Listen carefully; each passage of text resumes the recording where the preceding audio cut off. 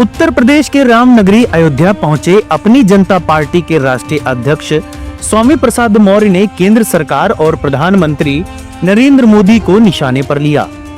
उन्होंने हाल ही में चर्चित ऑपरेशन सिंदूर पर तीखी प्रतिक्रिया दी और इसे एक राजनीतिक नौटंकी करार दिया। स्वामी प्रसाद मौर्य ने कहा कि जब ऑपरेशन सिंदूर की घोषणा हुई तो लगा कि अब आतंकवाद के खिलाफ निर्णायक कार्रवाई होगी, लेकिन 24 घंटे के अंदर ही यह अभियान टाएं फुस हो गया। स्वामी प्रसाद मौर्य ने सवाल उठाया कि जब एक भी आतंकवादी को मारने की खबर नहीं है तो फिर किस पर यह अभियान चलाया गया। उन्होंने दावा किया कि इस अभियान के नाम पर देश की बहनों को धोखा दिया गया और उनका सम्मान नहीं बल्कि अपमान किया गया।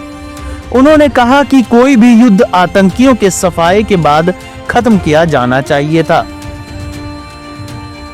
स्वामी प्रसाद मौर्य ने सरकार पर हमला करते हुए कहा कि यह सरकार बहनों की आंखों में धूल झोंकने का काम कर रही है।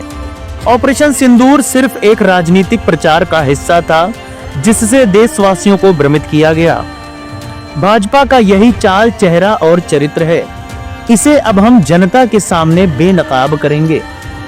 स्वामी मौर्य ने यह भी कहा कि अगर भाजपा 400 सीटों का आंकड़ा पार कर जाती तो संविधान में बदलाव कर दिया जाता।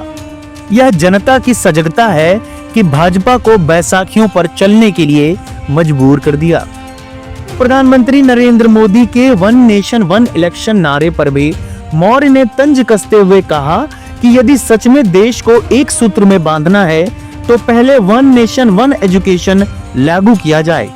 उन्होंने कहा कि गरीब और अमीर, गांव और शहर के बच्चों को समान शिक्षा मिले, यही सच्ची राष्ट्र सेवा होगी।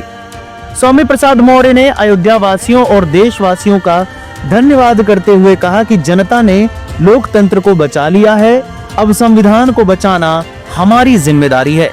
इस खबर के बारे में आपका क्या कहना है, हमें कमेंट बॉक्स में जरूर बताएं।